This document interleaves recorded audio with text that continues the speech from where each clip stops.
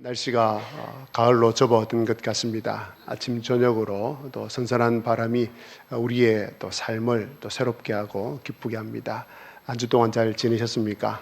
예, 또 가정과 생업을 따라서 여러모로 많이 수고하셨습니다.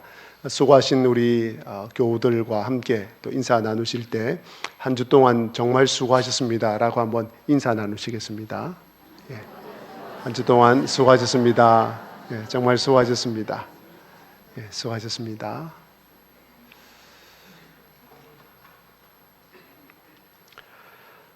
바울 사도는 3차 전도 여행을 마치고 예루살렘으로 가고 있는 중입니다. 가는 길에 밀레도라는 장소에 이르러 에베소 교회 장로들을 청하여서 그들에게 권면의 말을 합니다. 바울 사도는 에베소 교회 장로들에게 교회를 잘 지켜줄 것을 부탁합니다. 그러면서 어떻게 하면 교회를 잘 지킬 수 있는지를 알려줍니다. 우리는 여기서 아주 중요한 일 한 가지를 알 수 있습니다.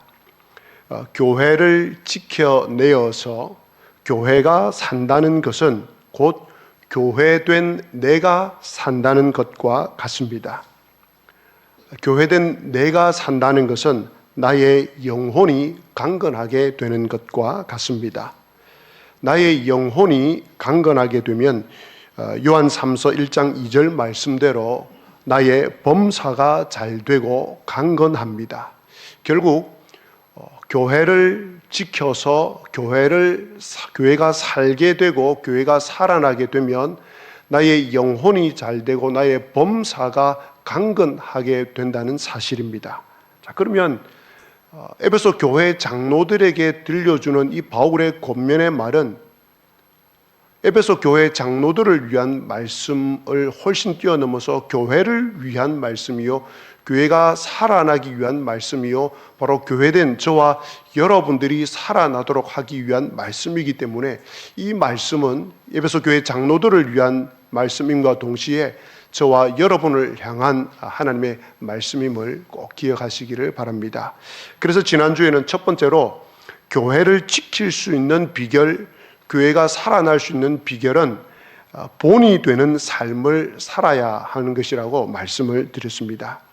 오늘 그 두 번째로 바울 사도는 자신이 받은 사명을 위해서 자신의 생명을 조금도 귀한 것으로 여기지 않아야 교회를 지킬 수 있다고 말합니다. 24절 말씀입니다. 내가 달려갈 길과 주 예수께 받은 사명 곧 하나님의 은혜의 복음을 증언하는 일을 마치려 하면은 나의 생명조차 조금도 귀한 것으로 여기지 아니하노라.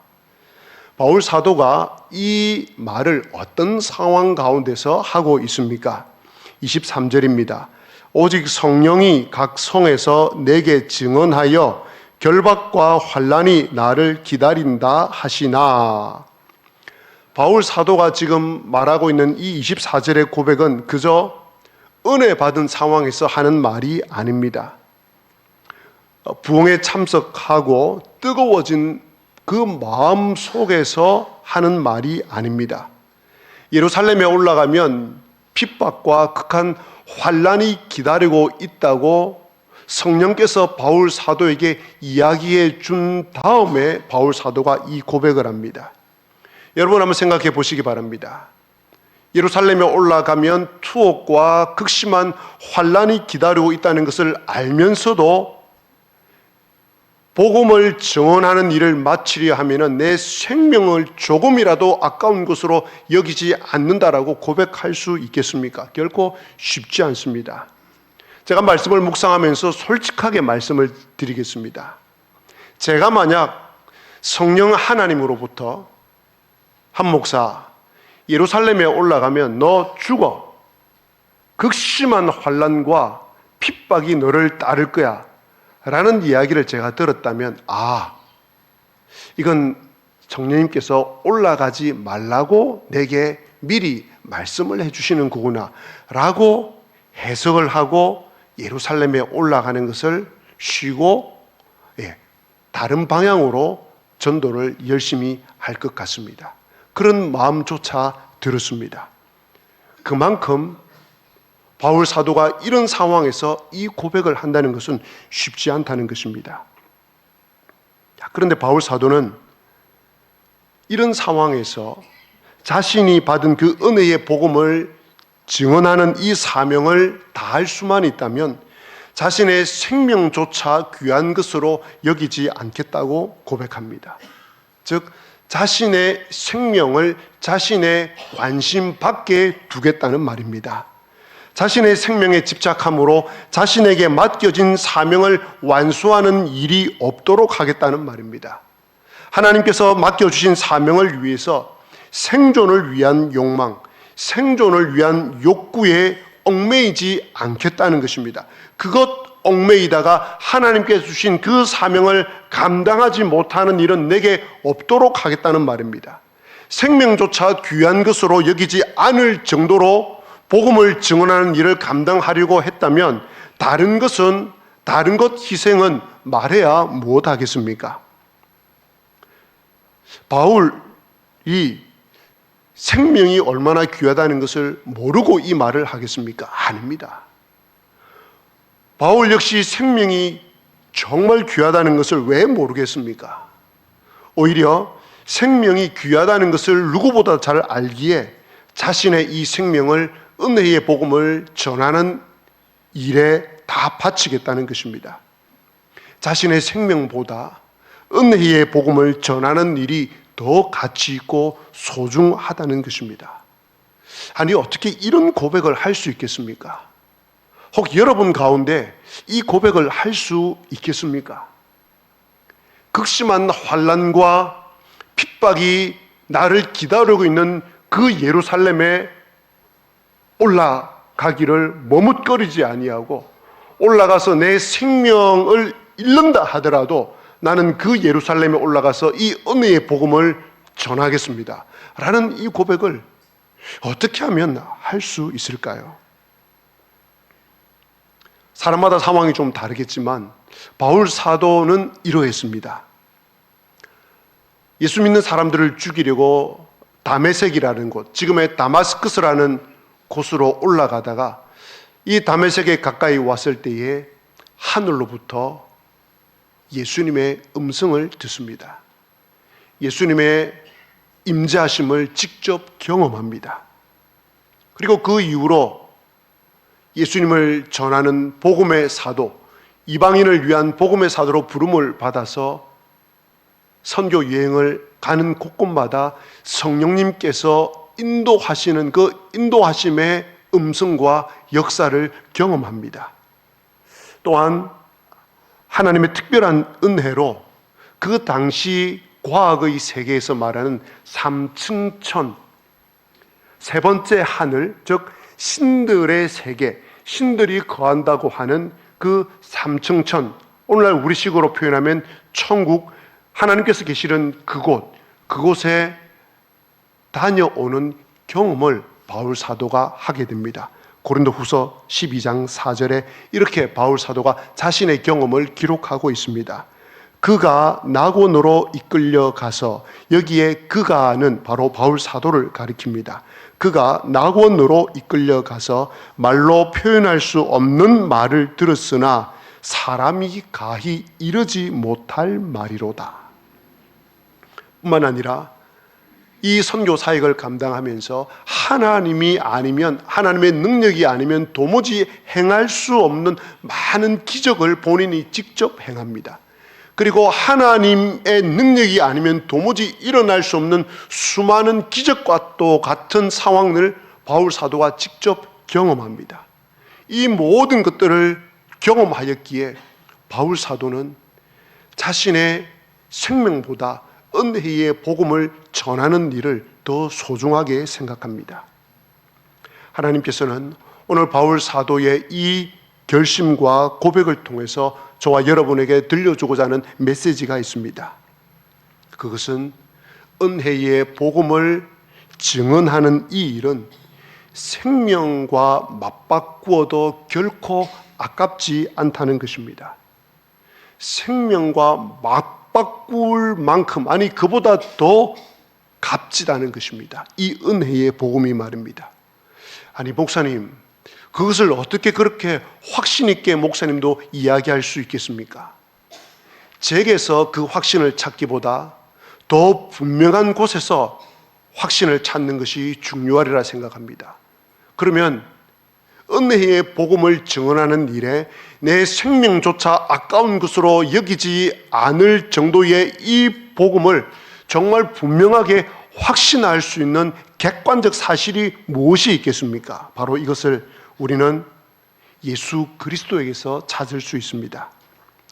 참 하나님이시요 참 신이신 예수님께서 당신의 생명을 버리심으로 죄인된 저와 여러분의 생명을 살려주신 일입니다. 예수님은 하늘에서 오신 분이십니다. 죽음 이후의 삶을 아시는 분이십니다. 영원한 천국에 계셔서 이 땅에 오신 분이십니다. 영원한 생명이 어떠함을 아시는 분입니다. 영원한 멸망이 어떠하다는 것을 아시는 분이십니다. 그랬기에 자신의 생명을 조금도 아까운 것으로 여기지 않고 저와 여러분의 생명을 살리시기 위하여서 당신의 생명을 대신 우리를 위해서 십자가에 내어 주셨습니다. 십자가에서의 수치, 이것은 로마 시대의 가장 극렬했던 형벌일 뿐만 아니라 오늘날 시대까지도 가장 극한 형벌이라고 할 만큼 이야기되는 것이 이 십자가 처형입니다. 오죽했으면 당시 로마 사회의 로마 시민들이나 귀족들은 십자가라는 단어를 절대 자기 앞에서 내뱉지 못하게 할 만큼 잔인한 형벌이 십자가형이었습니다. 그 십자가에서 수치를 당하고 못 박혀 죽는다 할지라도 영생을 얻게 하는 일, 구원을 얻게 하는 그 일을 위해서라면 예수님께서 자신의 생명을 조금도 아까워하지 아니하시고 버리셨습니다. 그렇다면 이 구원을 위해서, 이 영생의 복음을 위해서, 이 은혜의 복음을 위해서 저와 여러분의 생명을 조금도 아까운 것으로 여기지 않아도 되지 않겠습니까? 구원을 얻는다는 것, 영생을 얻는다는 것은 생명을 주고도 바꿀 만한 가치가 있습니다. 지금부터 말씀드리는 이 표현이 굉장히 선명한 표현인데 혹 부담이 되시거나 받아들이기 힘든 표현일 수도 있습니다만은 한번 믿음으로 받아들여 보시기를 바랍니다. 모든 것을 다 가져도 영생이 없으면 아무것도 가지지 않은 것입니다. 아무것도 가지지 못해도 영생을 가지면 모든 것을 가진 것입니다. 모든 것을 다 가져도 예수님이 없으면 아무것도 가지지 않은 것입니다. 아무것도 가지지 못해도 온 세상 천지를 창조하신 그 예수님을 가지면 모든 것을 가진 것입니다. 예수님께서 이 사실을 친히 밭에 감추인 보화의 비유를 통해서 말씀해 주셨습니다.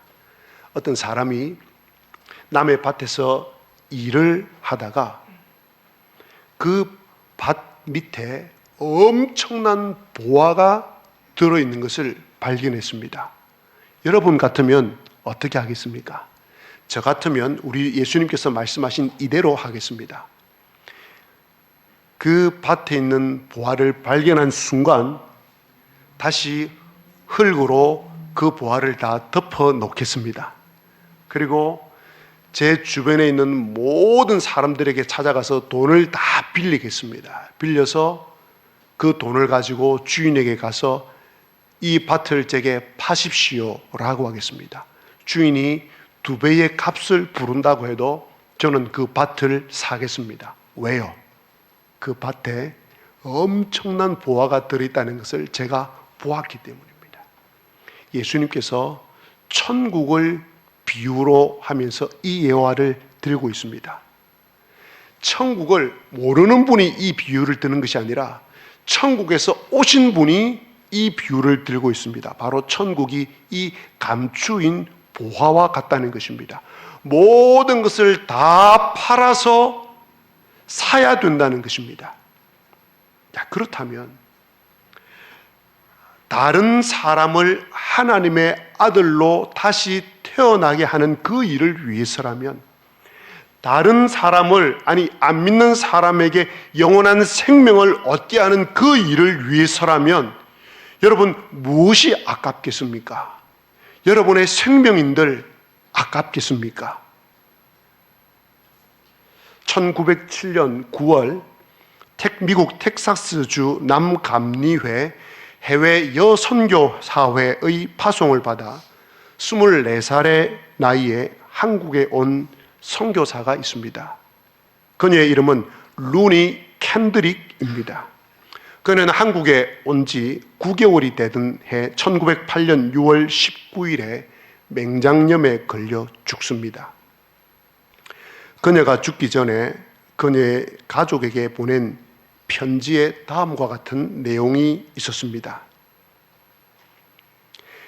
만일 나에게 1000개의 생명이 있다면 그 1000개를 모두 조선에 주겠노라.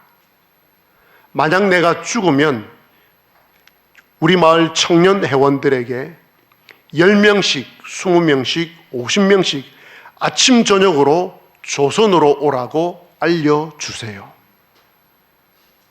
그녀의 편지를 받은 텍사스 청년 회원들에게 성령께서 큰 은혜를 베풀어 주셨습니다. 그래서 그 지역의 청년회에서 3년 안에 20명의 선교사가 파송을 받게 됩니다. 그리고 나머지 청년들은 이 20명의 선교사를 후원하는 후원 선교사가 됩니다. 루니 캔드릭 선교사님의 묘가 서울의 선교사 묘원에 안치되어 있습니다. 우리 사회가 저출산 시대입니다. 그래서 저출산 시대인 요즘 거리를 지나가다가 유모차를 보기만 해도 가슴이 설레입니다. 가슴이 설레이는 표정을 좀 지어주시겠습니까? 너무 반가운 거예요. 야, 유모차가 오고 있다. 지세포에 유모차 한 달에 몇 번쯤 보십니까? 한두 번 보기가 너무 어렵습니다. 한 번은 지세포항을 지나서 소노캄 데크를 걷기 위해서 가고 있는데 유모차가 오는 거예요. 얼마나 반가웠던지, 야, 유모차에 있는 아이를 볼 수 있겠구나 라고 생각을 하고 저희 아내와 함께 유모차가 오는 곳을 향해서 정면으로 걸어갔습니다. 아이를 한번 보려고. 그런데 유모차 안을 탁 들여다 보았는데 누가 있습니까? 어찌 그리 잘 아십니까? 그걸 뭐라 그럽니까? 유모차 말고 뭐라 합니다. 제가 너무 씁쓸했습니다. 길거리를 지나가다가 이런 초등학교 아이들이 지나가면서 제잘거리는 그 소리를 들을 때 얼마나 행복한지 모릅니다. 얼마나 기쁜지 모릅니다. 야, 우리 사회에 희망이 아직은 있구나 라는 생각이 듭니다. 그런데 오늘 우리 교회에 6명의 아이들이 새로 태어났습니다. 그리고 5명의 아이들이 돌이 되었습니다. 아멘도 안 하시네요. 6분이 학습을 받습니다. 그리고 4분이 세례를 받습니다. 1분이 입교를 받습니다. 저는 52주 가운데 이 주일이 가장 기쁘고 즐겁고 행복합니다. 온 교회가 축하하고 축제를 열어야 될 날이 바로 이 주일입니다. 저는 오늘 우리 유장로님에게 말씀을 드렸는데 내년부터 봄, 가을 학습 세례식이 있을 때에 장로님 소고기 파티 하입시다 라고 할 정도입니다. 이미 성령님께서 이분들 마음에 계시지만 교회가 시행하는 이 세례를 통해서 공식적으로 영적 생명이 태어난 날이기 때문입니다. 구원의 날이기 때문입니다. 하나님의 자녀가 되는 날이기 때문입니다. 하나님이 주인이 되는 날이기 때문입니다. 영원한 사망에서 영원한 생명으로 옮겨지는 날이기 때문입니다. 사망의 권세를 깨뜨리는 날이기 때문입니다. 오늘 이 공적 고백을 함으로 말미암아 장차 영원한 천국에 들어가는 하나님의 자녀가 되었음을 우리 모두가 발견하는 날이기 때문입니다. 얼마나 기쁜지 모르겠습니다. 이분들이 오늘 학습과 세례와 입교를 받는 데는 많은 성도님들의 수고와 헌신과 눈물이 있었습니다.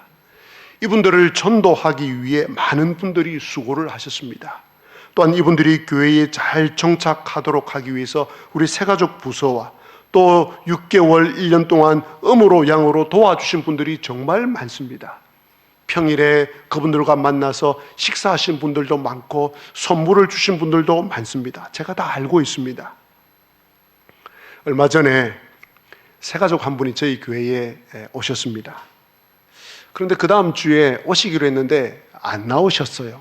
제가 왜 그분 나오시기로 했는데 안 나오셨습니까? 라고 물어보니까 그분 말씀이 그랬다는 거예요. 저희 교회에 와보니까 나이 든 사람들이 너무 많다는 거예요. 그런데 더 놀라운 사실은 그 이야기를 우리 교회 나이 드신 성도님 한 분이 들었습니다. 그래서 그분이 주일날 교회를 올 때 나라도 좀 더 젊어져야 되겠다라는 생각이 들어서 머리를 염색을 했다는 겁니다.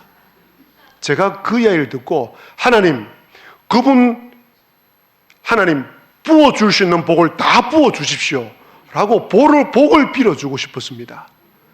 자신의 생명조차 아까운 것으로 여기지 않는다고 고백한 바울 사도와 똑같은 고백입니다. 염색 많이 하면 그 기억력 안 좋아집니까?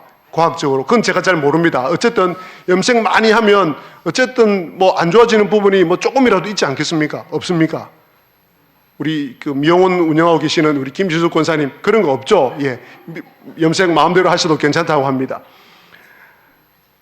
그 정성과 그 마음 여러분 그 아시겠습니까?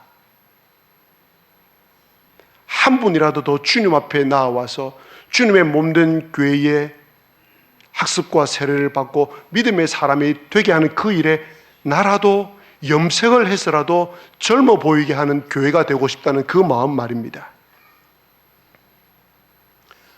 은혜의 복음이 전파되도록 하기 위해서 한 사람이라도 주님 앞으로 돌아오도록 하기 위해서 바울 사도처럼 자신이 가진 재물과 재능과 시간을 사용하는 분들이 저희 교회에 참 많이 있습니다.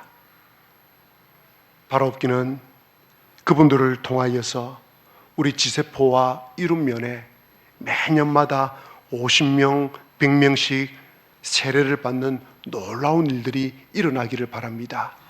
그분들을 통하여서 구원의 소식이 하나님의 영광이 우리 지세포와 이룸면에 가득하게 되기를 주님의 이름으로 기원합니다. 아멘.